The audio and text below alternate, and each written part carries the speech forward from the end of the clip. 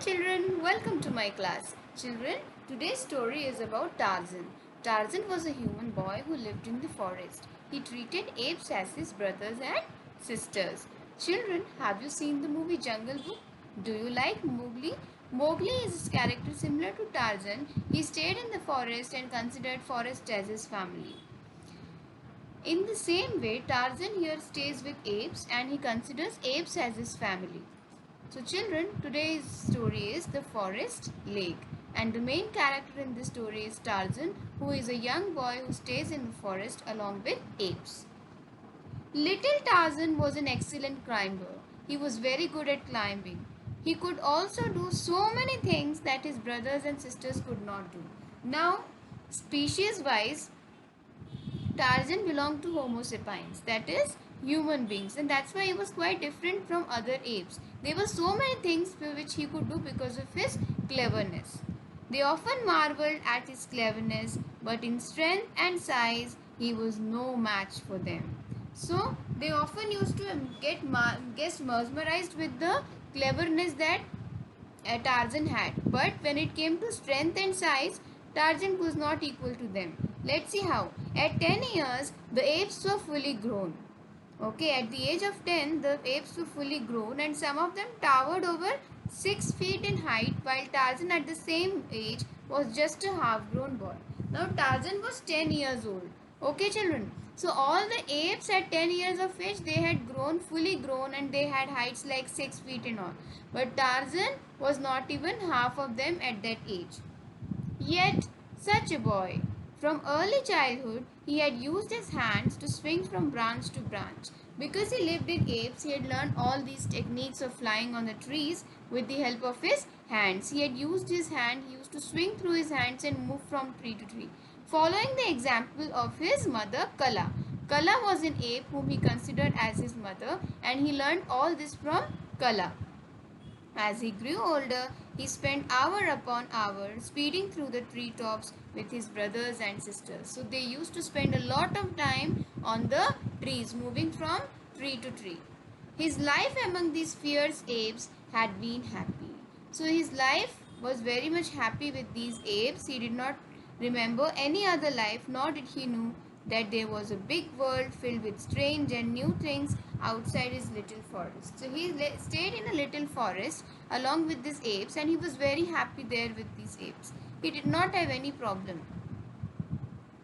So children, Tarzan had no idea that there was a different life outside the villages, outside the forest. But Tarzan had started to realize that the great difference existed between him and his brothers and sisters. Now Tarzan had realized that there were great differences between him and his brothers and sisters. So let's see, what did he do?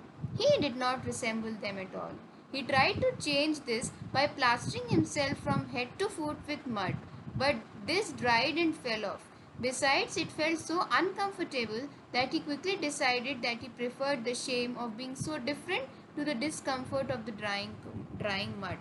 So children, here the story goes like this, that Tarzan did not look like his siblings. He wanted to change this fact, and that's why he used to cover his body from head to toe with the help of mud. But the mud used to dry and he again used to look like human beings. So he decided that discomfort, it is better to stay different than having the discomfort of mud all over the body. In the higher land with his tribe, he liked to visit was a little lake. He liked to visit a little lake. So this is the title of the story, The Forest Lake.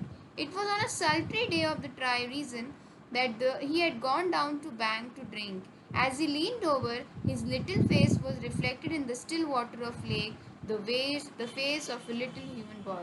So when he was drinking water on the lake, he saw his own reflection in the lake and he saw his own face for the first time. Tarzan was shocked. This was the first time he had seen his own face. No, he had seen his own face for the first time. He began studying it closely. He was looking so intently that he did not hear the parting of the tall grass behind him as a great body pushed itself through the jungle. So he was so much occupied with by looking at himself in the lake that he did not realize that there was something at his back which has entered. It was the lion. Soon she was very close to Tarzan. She was crouching so low that she seemed flattened to earth. Her tail lay quiet and straight behind her. She crouched this way for a moment as though turned to stone. Then with an awful scream she sprang. So now the life of our hero Tarzan is in danger because at his back you can see this picture, children. At his back there is a big lion. Her wild scream was not a warning. It was to make her victim freeze in fear. Now she gave a big roar, and this roar was not a warning so that Tarzan could run away. It was to actually make Tarzan very fearful. But this did not happen with fear. Sabor's scream pushed little Tarzan into immediate action. Before him lay the deep waters of the little lake, behind him certain death. So now Tarzan had really very strange choices between him. If he turned back, at his back was the lion and in front was the lake. He had been taught by his wild mother to avoid the waters of the lake. His mother had already given him a warning that he should stay away from the lake. But of the two evils he faced now, his quick mind chose the lesser one. Now he had both the were evils. One was the lake and the other was the lion behind his back. So he chose the lesser dangerous one. Of course, he chose the lake. Almost as soon as Sabor's scream had broken the silence of the jungle, Sabor was the lion. Tarzan felt the cold water close above his head. So what did Tarzan do? Tarzan jumped into the lake. He could not swim and the water was very deep. He moved his hands and feet rapidly in an attempt to scramble upward, and he fell into the stroke that a dog uses while swimming. He was very surprised and pleased with new skill. Children, they say necessity is the mother of invention. Now Tarzan did not know swimming at all, but he knew he had no option. He just he just jumped into the river and he started using the techniques just like a dog swims when it is into water. And he was very much happy with this acquired new skill that he had.